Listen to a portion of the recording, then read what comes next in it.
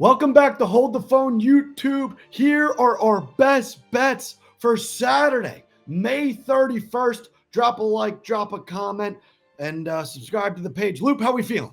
It's been a hell of a month. Today we got NBA playoffs. We got an MLB parlay, and we got a French Open parlay.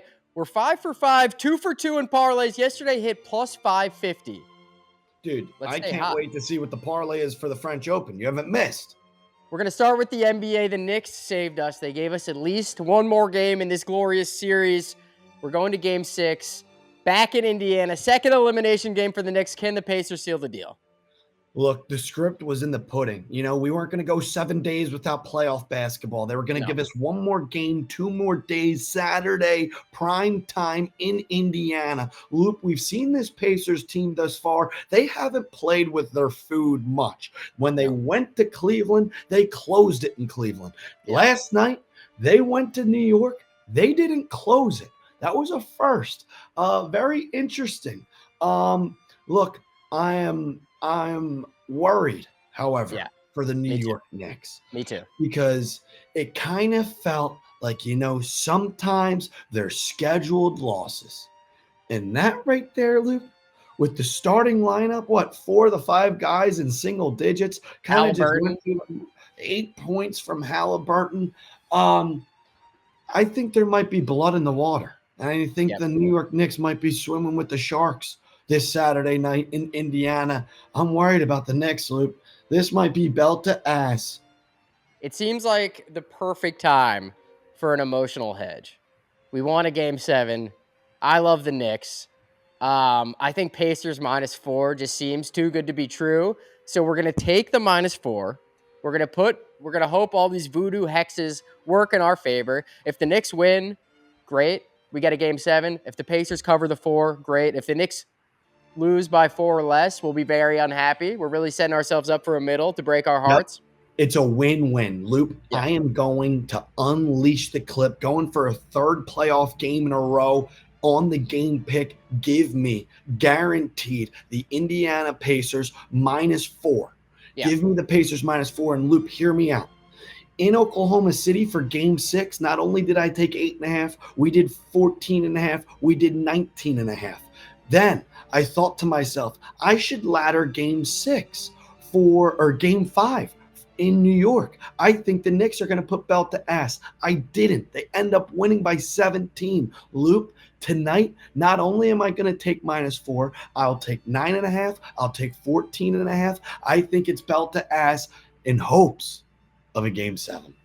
Yeah, I mean, hey, also I want to say Tyrese Halliburton, 8 points in game 5.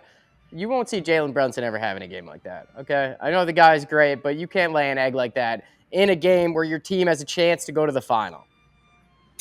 Hey, talk your shit. With that being said, go Knicks. All right, let's go to the diamond. All right, we got a hell of a slate for some Saturday baseball. Yeah, it's a beautiful slate. Luke, cue us up for leg number 1, would you?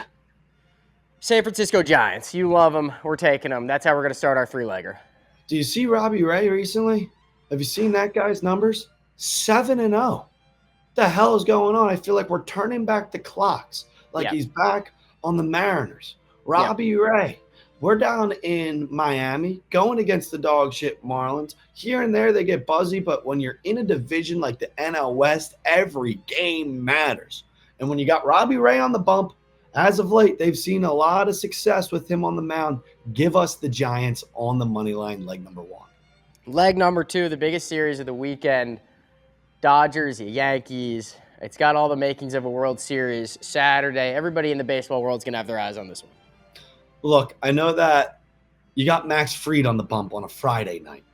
And this LA Dodgers lineup is then going to get to lick their chops going against Will Warren, who is seen a lot of success. I've been taking it in the ass, fading Will Warren. This guy has been magnificent. I have faded him, I think, in 3 straight starts. Something needs to give, Luke. Feet don't fail us now. I'm going to fade him one more time. I don't know the outcome of this Friday night game between Gonsolin and Fried. It's very sketchy. I think it's the first time all year you can get Dodgers at plus money. Oof. If that's not a trap, I don't know what is. Fried's on the bump. It almost feels like this is the Yankees game to win on a Friday night. Yep. Therefore, Saturday, you can feed me the LA Dodgers. I know we have Love it. Landon Knack on the bump, but we got to Love fade Will Warren one more Love it. fucking time. Dodgers on the money line, leg number 2. Leg number 3, Brewers, Phillies. You were boots on the ground for the doubleheader. They split. Now we got a little matinee game with the Brew Crew in town. This is a very, very interesting pitching matchup. Anytime Jesus Luzardo has been on the bump, I mean, this guy's top 5, top 10 in NL Cy Young race right now at home. It feels like Wheeler and Luzardo are the two-headed monster just feeding this Philadelphia Phillies team in first place in the NL East, because we've seen struggles and now IL for Aaron Nola. Christopher Sanchez has been good. Ranger Suarez is turning a corner. However, Jesus Luzardo, watch out for this young man. I love the pitching matchup. I don't even know who the fuck this guy is for the Brewers. I haven't watched him all season. Who's on the bump for them? Give us the Phillies on the money line for the third and final leg. Giants, Dodgers, Phillies. Really feels like a winner today. Plus 260. Those are 3 pretty good fucking teams in the NL. You know, Come on. 3 good logos that we're looking at. Hopefully, it does not sell. We need an MLB winner, dude. All right, now let's go to the French Open, where I'm chock full of winners. Yesterday, we kicked you off for this segment because you were at the ballpark. I can't wait to hear this. All-American parlay yesterday, plus 550, 2 outright underdog winners, 1 in a straight set slap. Okay, so today we're going with gorgeous Jack Draper, young Brit. He's playing João Fonseca, who I don't know if you know is the hot teenager on the block. People think he's next in men's tennis, but he's gone further in a major than he ever has. And Jack Draper, I think he's a top 5 player in the world on clay. Too big of a task for the Brazilian. Give us the Brit. And then number 2, we're going with the Frenchman, Arthur Fields.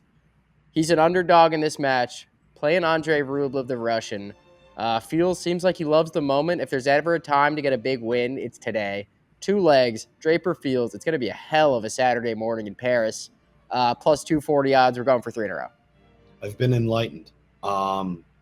Luke, you got my full trust, because I wouldn't expect it any other way at this point. Yep. I don't have any words to say.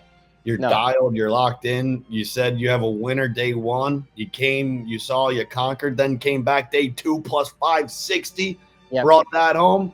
Let's bring home a 2-legger plus 240. I also like a frisky play on the Italian Flavio Caboli to upset the German Sasha Zverev. You might as well be speaking Latin right now for me. However, I trust and believe you. Gentlemen, drop a like, drop a comment, your favorite play of the day on this lovely Saturday. Dude, summer's in the air. We'll be back in the studio soon together. Come back to the West Coast this upcoming week. But neither here or there. I don't know who has it better than us, fellas. We will see you on the other side. Go Knicks.